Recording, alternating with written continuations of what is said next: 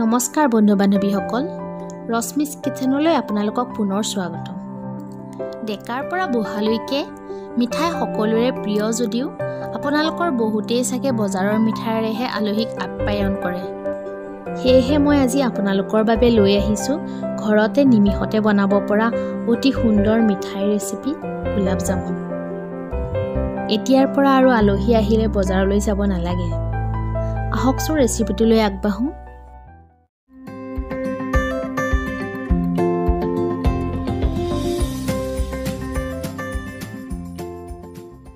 বন্ধু বান্ধৱীসকল, আপোনালোকে যদি মোৰ চেনেলটো ছাবস্ক্ৰাইব কৰা নাই তেনেহ'লে এতিয়াই ছাবস্ক্ৰাইব কৰক আৰু কাষতে থকা বেল আইকনটো টিপি দিয়ক যাতে মোৰ ভিডিঅ'বোৰ পোনপ্ৰথমে আপোনাৰ কাষ পায়গৈ। প্ৰথমতে কেৰাহী এখন ল' ফ্লেমত গৰম কৰি একাপ চুজি কেৱল তাৰ কেঁচা গোন্ধটো যোৱাকৈ 2-3 মিনিট সময়ৰ বাবে ভাজি ল'ব। চাব যাতে চুজিখিনি ৰঙচুৱা হৈ নাযায়। এতিয়া আন এখন কেৰাহীত 2 কাপ গাখীৰ লৈ মিডিয়াম ফ্লেমত গৰম কৰিব।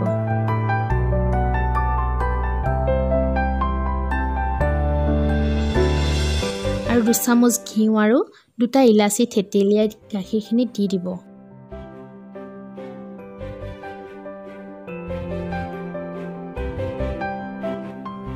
আৰু ভালদৰে লৰাই দিব।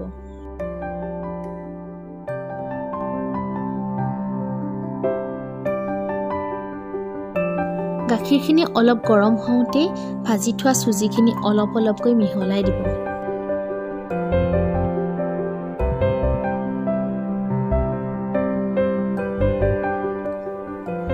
হেতাৰে ঘনে ঘনে লৰাই থাকিব যাতে মিশ্ৰণখিনি গোটা বান্ধি নাযায়।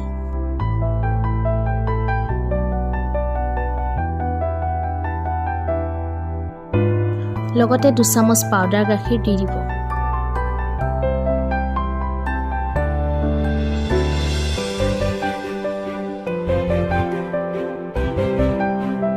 মিশ্ৰণখিনি ল' ফ্লেমত 4 পৰা 5 মিনিট সময় একেৰাহে হেতাৰে লৰাই থাকি গাখীৰখিনি শুকুৱাই দিব।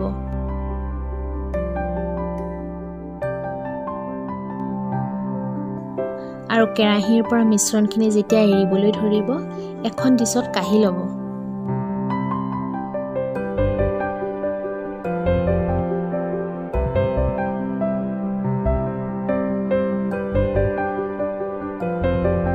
মিশ্ৰণখিনি ঠাণ্ডা হয় মানে এটা চচপেনত 2 কাপ চেনি আৰু 2 কাপ পানী দি মিডিয়াম ফ্লেমত এখিনি চিৰাপ বনাই ল'ব।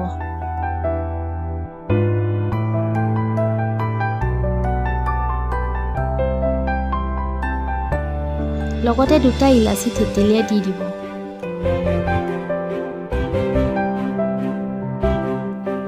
এনেদৰে কিছু সময় চেনি পানীখিনি ডাঠ হোৱালৈকে উতলাই ল'ব।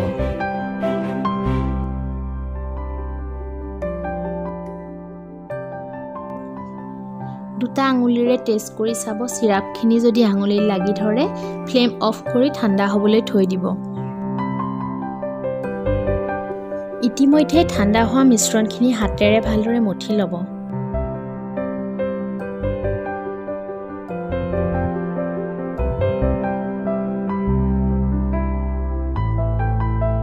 এই ষ্টেজতে আধা চামুচ বেকিং চ'ডা আৰু অলপমান ঘিউ মিহলাই দিব। বেকিং চ'ডা আৰু ঘিউ মিহলালে গোলাপ জামুন কেইটা খুব সুন্দৰকৈ ফুলিব আৰু কোমল হ'ব।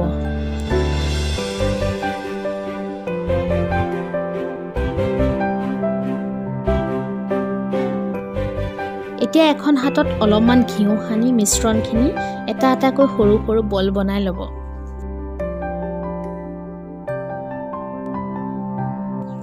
বন্ধু বান্ধৱীসকল, আমাৰ আজি ৰেচিপি ৰেডি হোৱাৰ দিশে চমু চাপি আহিছে। আপোনালোকে এতিয়ালৈকে যদি মোৰ চেনেলটো ছাবস্ক্ৰাইব কৰা নাই তেনেহ'লে চেনেলটো ছাবস্ক্ৰাইব কৰক আৰু কাষতে থকা বেল আইকনটো প্ৰেছ কৰি দিয়ক।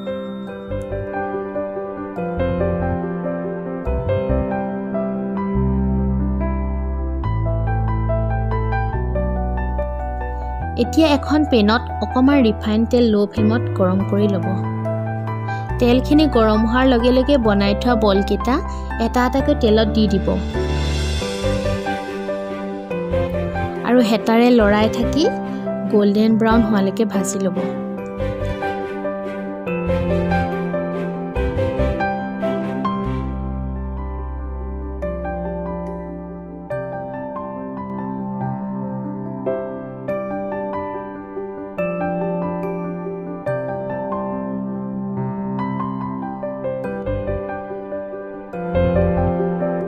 এতিয়া ঠাণ্ডা কৰি থোৱা চেনিৰ চিৰাপত বলকেইটা বুৰ যোৱাকৈ দি 2 পৰা 3 ঘণ্টা সময় থৈ দিব।